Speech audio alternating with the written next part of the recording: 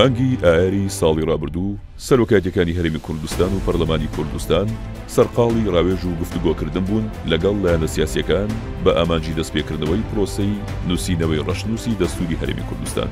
بەڵام شەپۆلێکی دیکەی ململانی سیاسیەکان کەش و هەوای پەیوەندیەکانی ئەو لایەنانەی تەموو بژاوی کرد کە کارکتەری سەرەکی و دیاری نێو پرۆسەکان. پشتی مبادرە بەڕێ سەرۆکی هەرێمێ سەردانە هێزولانی سیاسی کردین بەڵێ جاوێکێکی پەیدا بوو و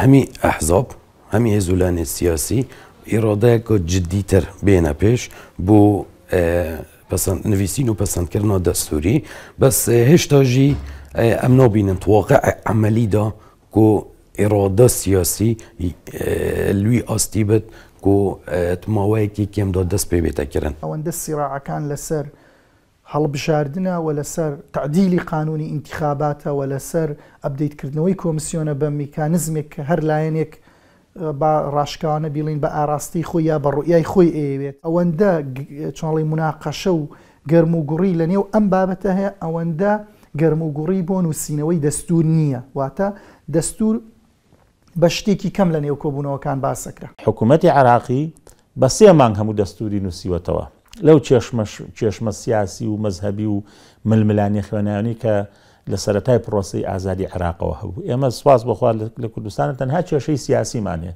نە کێشەی تائیفیمان هەیە مەزهبیمان هەیە نە کێشەی دینیشمان هەیە.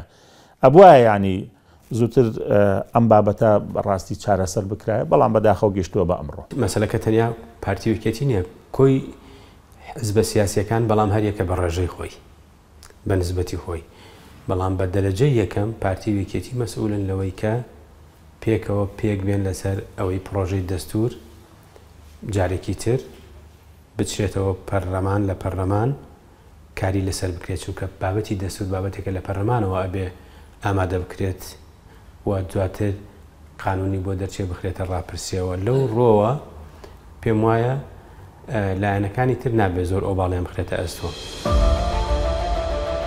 بەهۆی ئەوەی هەرێمی کوردستان دەستوری نییە دامەزراوە یاسایی و ئیداریەکانی ئەگەر چی هەڵبژێردراوی خەڵکیشن بەڵام بەردەوام گیرۆدەی ئەو کێشە و ئاڵنگاریە سیاسیانن کە بەهۆی ململانی نێوان حیزبەکانەوە دروست دەبن.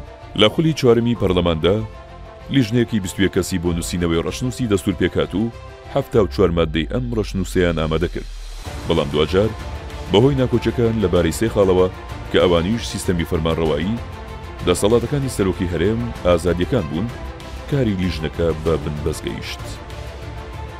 کە گەیشتینە سەر دەسەڵاتەکان لە هەرێمدا بەداخەوە هەم ماوەی لیژنەکە تەواو بوو هەم ئەو دۆخەی پەرلەمان ڕوویدا لە ساڵی 2015 کە پەرلەمان داخرا و لیژنەکە لە کۆتا دانیشتنیە کەوادەکەی تەواو بوو چکە 90 ڕۆژی لەبەردەستا بوو داوای مۆڵەتێکیکەی نوێی کرد لە سەرۆکایەتی پەرلەمان بۆ ئەوەی کە کارەکانی خۆی تەواوکە کە قەناتمان وا بوو بە 15-20 ڕۆژ کارەکانمان تەواوکرد چکە بەشێکی زۆر کەممان مابوو. زیاتر لە خولی پێشوشە و 74 مادە خلافی جەوهەریتیان نەبوو سەرجەم لایەنەکان بۆی ئێستش پێمان وایە خلافێکی ئەوتویتیان نییە ئەو 74 مادە تەنها ئەوەی کە خلافی ڕئیسیە لەسەر ماف و ئازادیەکان و هەروەها لەسەر دەسەڵاتەکانی سەرۆکی هەرێمەوە لەسەر نیزامی حکم و ئەمانە خلافەکانن کە لە ئێستاە هەن ئێمە تەنیا ڕوئیای خۆمان لەسەر ئەو 3 خاڵە نردووە بۆمان گرنگ نییە زیاتر ینی ئەو 74 مادە ئەگەر وەکو خۆشی بڕا لامان ینی زۆر گرفت نییە. پرۆژەی دەستوری کوردستان کەمترین مادەی هەیە جێگەی دەستکاری بێ زۆرترینی پرۆژەکە تەواو بووە. کێشەی دەستوری کوردستان نەبوونی ئیرادەی سیاسی گشتیە بۆ دانانی دەستور لە کوردستان. ساڵ 2045 هەروسە 2008 هەروەسە 2014 بۆ 2015 سێ مەڕڤاسێ قۆناغادا هەوڵێن جددی هەبوون بەلێ دەر ئەنجام نەبوون ڕەشنویس شمێژە هاتیە ئامادەکردن بەلێ با نەبوویە دەستور بەرژەوەندی و دیتنێن بەرتەنگێن حەزبی زاڵتر بووە. ژبەرەندێژی و ئەفدا ساڵە بورین هەرێمە کوردستانی نەبووە خوددانا دەستوری لە 90 ئێمە لەسەر خاڵەکان کۆکین واتە خلافمان نییە دەستور لە هەموو دنیاداوا نووسرێتەوە بنەماکان پرەنسیپەکان ماف و ئازادیەکان ئەمە کێشەمان نییە لەسەری مادام لە 90 خاڵەکان کۆکین خلافمان لە ساعدەیە پێم وابوو ینی بە سازشی متەبادل ئەتوانین ئێمە بگەین بە نەتیجە. بە بڕوای ئەندامێکی لیژنەی یاسایی پەرلەمانی کوردستان لە فراکسیۆنی گۆڕان ناکۆکی هێزە سەرچەکانی هەرێمی کوردستان لەبارەی خاڵ ئاستیارەکانی نووسینەوەی ڕەشنووسی دەستور وەک خولی پێشووی پەرلەمان بە قورسی نەماوەتەوە و سێ لایەنە سەرچێکە هەندێک دەستیان شل کردووە. هەروەها فراکسیۆنە جیاوازەکان بۆ چوونی خۆیان لەبارەی دەستور داوەتە سەرۆکایەتی پەرلەمان کەچی هێشتا ئەم بابەتە چاوەڕی بڕیارێکە بۆ یەکلاییکردنەوەی. من ئەتوانم بڵێم خلافەکان کەم بوونەتەوە لە سەر نووسینەوەی دەستور. هەم پارتی دیموکراتی کوردستان لە خولی ڕابردوو ئەو چۆنەڵی حەماسەتەی کە هەیبوو لەسەر نیزامی حکومڕانی و سوڵتەی سەرۆکی هەرێم پێمان وایە وەکو پێش ئەو حەماسەتەی نییە و هەم بزوتنەوەی گۆڕان و لایەنە معارەزەکان ئەو پێداگیری کە هەیان بوو لەسەر دەسەڵاتەکانی سەرۆکی هەرێم کە ئەمە خلافی جەوهەری بوو دیسانەوە ئەمانیش پێیان وایە کە گرفتەکان ئەوە نینیان با بڵین نەوعەمە نەرمیەکیان هەیە. کێشەیەکی دیکەی نێوان لایەنەکان بۆ دەستکردنەوە بە پرۆسەی نووسینەوەی ڕەشنووسی دەستور ئەوەیە ئاخۆ لیژنەیەکی نوێ پێک بهێنرێتەوە بۆ نووسینەوەی ڕەشنووسەکە یان لیژنەکەی پێشوو دەست بەکار بێتەوە. ئایا لە سفرەوە دەست پێ بکرێتەوە یان جارێکی دیکە گفتوگۆ لەسەر ئەو 74 مادەیە نەکەن کە پەسەندکراون و لە کوێ پچراوە لەوێ دەست پێ بکرێتەوە.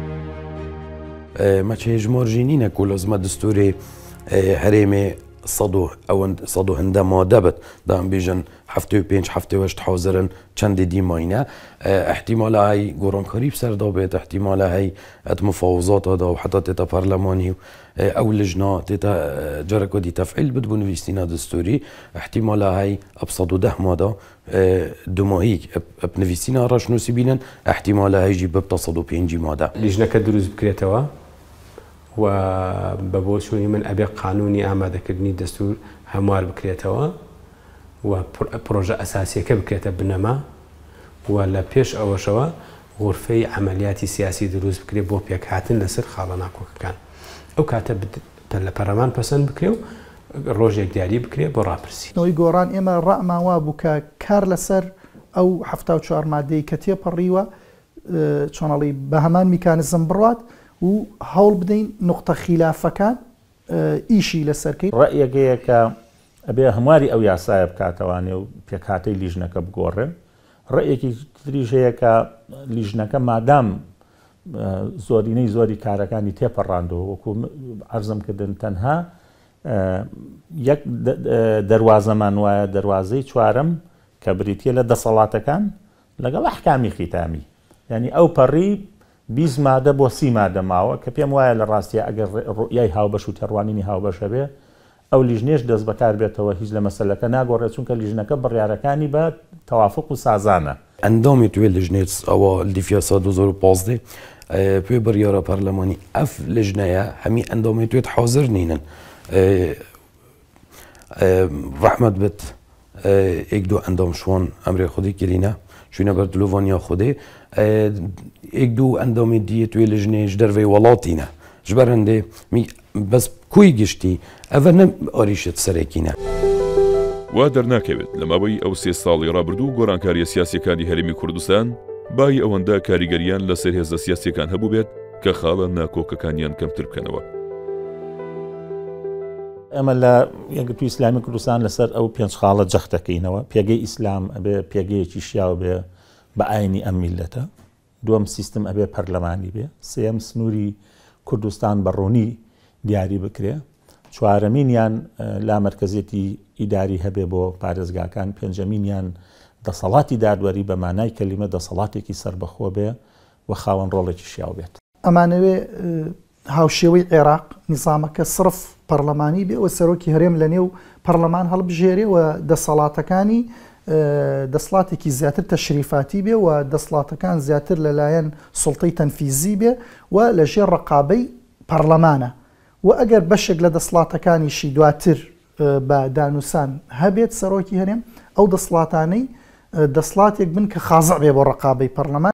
یەکێتی زۆر جەخت دەکاتەوە لە سەرەوەی سیستەمی سیاسی پەرلەمانی فعلی بێ پارتی پێ ئەچێ بیری لای سیستەمی تێکەڵ بێ بەڵام سیستەمی سیاسی لە عێراق سیستەمێکی پەرلەمانیە دەبێت سەرۆک لە پەرلەمانەوە هەڵبژێرێ و دەسەڵاتەکانی سەرۆکی هەرێم دەسەڵاتی هاوشێوەی ئەو دەسەڵاتانە بن کە ڕئیس جمهور لە عێراقیەتی واتە لە هەرێمیش سەرۆکی هەرێم دەسەڵاتەکانی دەبێ ڕەمزی بن. ئێمە لەگەڵ یەکپارچەی هەرێم داین، بەڵام پێویستە جۆرێک لە لامەرکزێتی کارگێڕی هەبێ بۆ پارێزگاکان بۆی ئەنجومەنەکان بە ڕۆڵی خۆیان هەڵست. هەندێک بە ئێمە دەڵێن ئاشووری و کلدان، هەندێک دەڵێن کلدانی سریانی ئاشووری. خۆ لە ڕەشنووسەکە بۆ ساڵی 2009 گەلی کلدانی سریانی ئاشووری حەقە تا ڕەشنووسەکە دەگۆڕێت ئەبێ بەو شێوەیە باسی نەتەوەی ئێمە بکرێتن. بەڵام لێرە و لەوێ هەندێک حزبی سیاسی نەک هەندێک ئەحزابی سیاسی